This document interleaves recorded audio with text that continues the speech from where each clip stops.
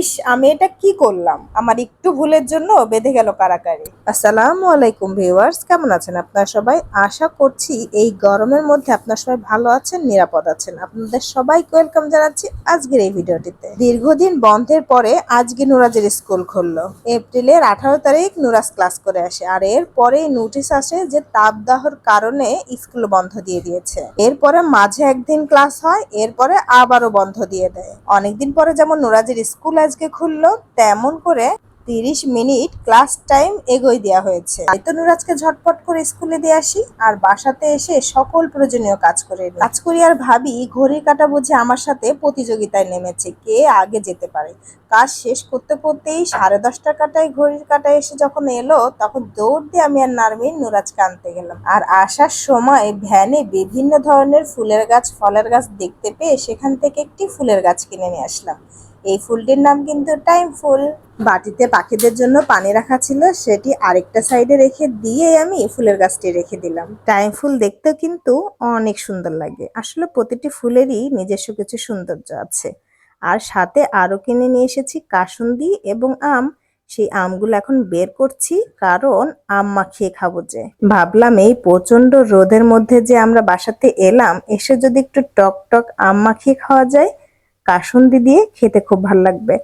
তাই তো তাড়াতাড়ি করে রান্নাঘরে এসেই আম ছুলতে শুরু করে দিলাম। পাশে আমার নারমিন নুরাজ দাঁড়িয়ে ছিল, তারা তো খুব এক্সাইটেড, বলছিল মামনি তাড়াতাড়ি কাটো, দুপুরবেলায় তো আম মাখানো খেতে মজা লাগে। আমার পাশে দাঁড়িয়ে আমার নারমিন বলছিল, আমাকে দাও আমাকে দাও, আমি কাটি। তো আমি বললাম, তুমি কাটতে পারবে না? তুমি কাটতে গেলে পিলারে হাত লেগে হাত কেটে যাবে যে। নারমিন আরো বলছিল, মামুনি অনেক মজা করে মাখাবে তুমি। আমি বললাম, হ্যাঁ অনেক মজা করে মাখাবো, একদম টক মিষ্টি ঝাল ঝাল। ওমা, নারমিন শুনে বলতেছে, আমি তো ঝাল খেতে পারি না, মামুনি ঝাল দিও না তো। আমি বললাম, ওকে ঠিক আছে, আমার মা খেতে পারবে তেমন ভাবেই আমি বানাবো। আর এত মজা করে আম মাখাবো আর সেটি আমার আম্মু খেতে পারবে না, সেটা কি হয় বলো? আমি তো তাহলে অনেক কষ্ট পাবো। আমার কথাগুলো শুনে তৃপ্তি নিঃশ্বাস ছাড়লো আমার মেয়েটি। আমি যেভাবে কাটছি এখন আম, এইভাবে কিন্তু মাখিয়ে খেতে বেশি ভালো লাগে। পিলারে বেশি প্রেসার না দিয়ে হালকা প্রেসারে পাতলা পাতলা করে কেটে নিচ্ছিলাম, এই জন্য তো সময় লেগেছে অনেক। ভাবলাম একটা আমে বুঝি বেশি হবে না, কম হয়ে যাবে। ও মা, দেখি যে না, একটা আমে বেশ ভালোই হয়েছে। তাই আর কাটলাম না অন্য আমগুলো। একটি আমি বাটিতে নিয়ে নিলাম, নিয়ে একটি কাঁচামরিচ হাত দিয়ে ডলে মেখে নিলাম। মেখে নিয়ে মনে হলো না, মরিচের পরিমাণ বেশি হয়ে যাবে।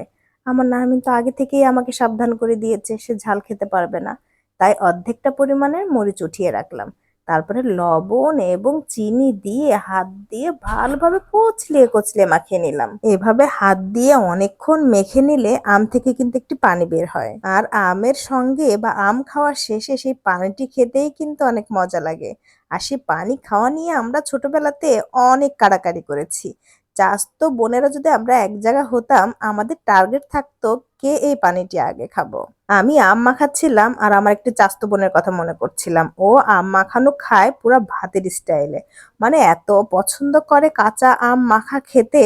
ও হাত দিয়ে এমন ভাবে মুখের মধ্যে দেয় যেমন আমরা সবসময় ভাত খাই, ঠিক ওভাবে। বুঝেন এবার তাহলে কতটা সে আম খেতে পছন্দ করে। অনেকক্ষণ আম মাখিয়ে নিয়ে তারপরে কাসুন্দি দিয়ে মাখিয়ে নিয়ে আমরা খাচ্ছি, আর সে যে কি মজা পাচ্ছি, উফ।